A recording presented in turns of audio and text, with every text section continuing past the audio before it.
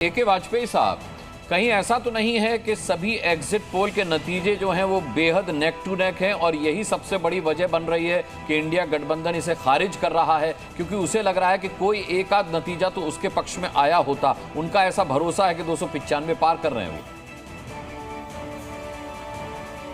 पहले तो जी न्यूज़ को साधुवाद, और ये जो आपने एआई पोल किया है इसके रिजल्ट भी आने वाले, तो मेरे को लगता है शायद आपका चैनल पहला बन गया है एआई के माध्यम से सर्वे करने वाला। जी बिल्कुल। दूसरा बात जहाँ तक है कि ये एग्जिट पोल को कंडेम कर रहे हैं, उसको क्रिटिसाइज कर रहे हैं, उसको सुरेंद्र राजपूत जी, जिस तरीके से वाजपेयी जी ने कहा कि भाई आप लोगों ने मीडिया को एक नया नाम दे दिया, आप लोगों ने एंकर्स को संदिग्ध कर दिया, उन्हें बैन कर दिया, आप लोग ईवीएम पर सवाल उठाते, आपको ये नहीं लगता आप लोगों ने एग्जिट पोल खारिज कर दिया? चलिए एग्जिट पोल खारिज कर दिया, कोई बात नहीं, लेकिन आपको नहीं लगता जब आप ईवीएम पर सवाल उठाते हैं, जब आप मीडिया पर सवाल उठाते हैं, तो आप जनता के विवेक पर सवाल उठाते हैं इनडायरेक्टली?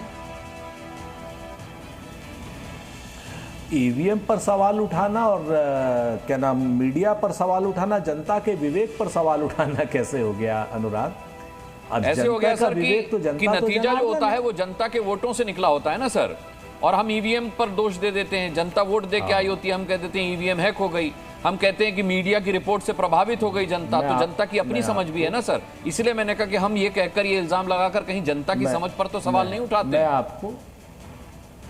मैं आपको एक उदाहरण दे देता हूं, आपकी भी समझ में आ जाएगा। शोभना जी तो जानती ही हैं उस बात को। चंडीगढ़ में 36 वोट पड़े थे नगर निगम के मेयर के, उसमें से 8 वोटों की डकैती एक अनिल मसीह नाम के भारतीय जनता पार्टी का कार्यकर्ता अधिकारी था जिसने की थी, जिसको सुप्रीम कोर्ट ने भी वैलिडेट किया था। आपके सामने डकैती हुई थी 8 वोटों की। 8 वोटों का मतलब 25% वोटों की, ठीक है ना?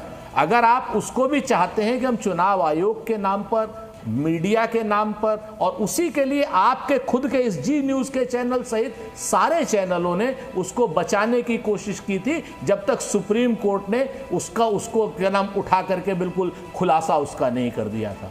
आप मुझे बता दीजिए कि मैं आपकी बात मानूं, अनिल मसीह की बात मानूं, या सुप्रीम कोर्ट की बात मानूं, या अपने विवेक की भी बात मानूं?